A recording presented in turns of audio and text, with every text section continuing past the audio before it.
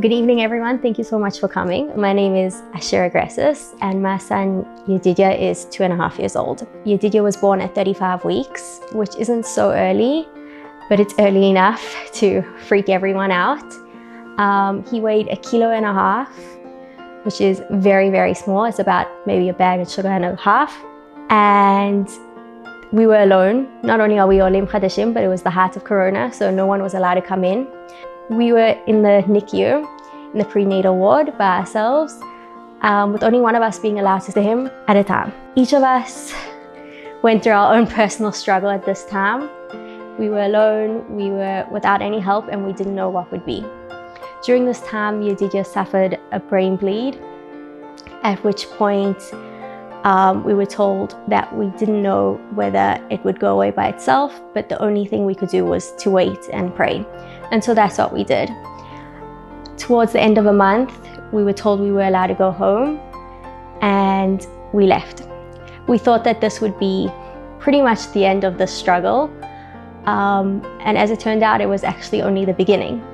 As the months went by, Yedidya didn't develop, he didn't progress.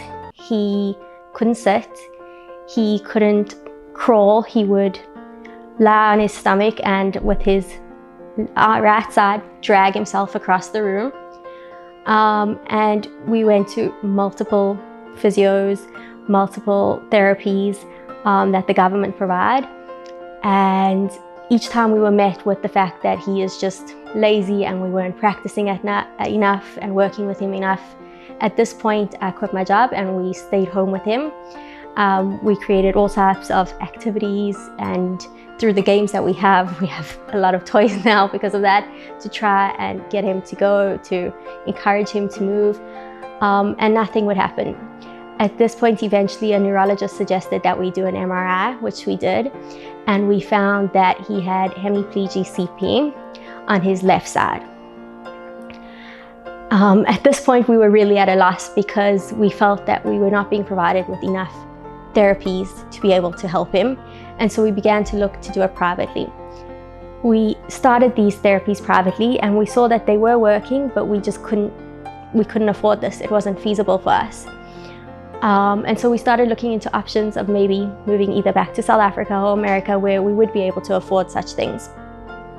At this point, we came across Beit Issie Shapiro. And at that moment, our entire lives changed. We packed up and moved to Ranana so we could be close, and we waited to see if we'd be accepted. From the minute we heard we met every single staff member, and they became family to us. We had therapies. Yedidya has therapies every day. He has hydrotherapy, he has physical therapy, occupational therapy, speech therapy. And besides for the therapies, he actually feels loved, and he loves going there. And he actually feels that they're his family, and we feel that they're our family. During this time, Yedidya's had multiple surgeries, at which case they've prepared books for him to explain things to him.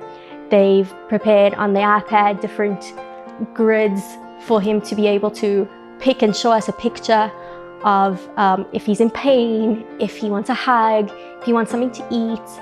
And honestly, the most important aspect for me right now is that he's a happy child, and that people are there and encouraging him. And as of now, thank God, he can do everything almost.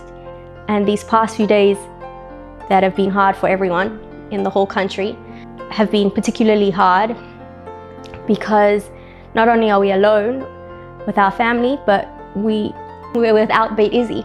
And Beit Issie is our family. We thank God every single day that we have amazing people at Beit Issie that have reached out to us, and they reach out to all the families, not just to us. And they provide us with support. His teacher phones every few days to check on him. She sends a daily video out with a meeting and with songs that she sings with him. And she calls them out individually, not just the general video to, the entire class. Each child is called out individually, and he waits for it. And every morning we watch it, and we sit together as a family and we watch. And it's the only thing that he has that's normal in these past few days. And that's what keeps us sane, is that they send us things to keep him busy. They check in on us. They don't just check in on him. They have Zooms for parents to share, to meet with social workers, anything that we need to just be able to share our feelings. And it's so important, because without that, I don't know how people actually can go on in this kind of state without having any emotional support. Because I think, thank God, physically we are okay, but emotionally no one here is.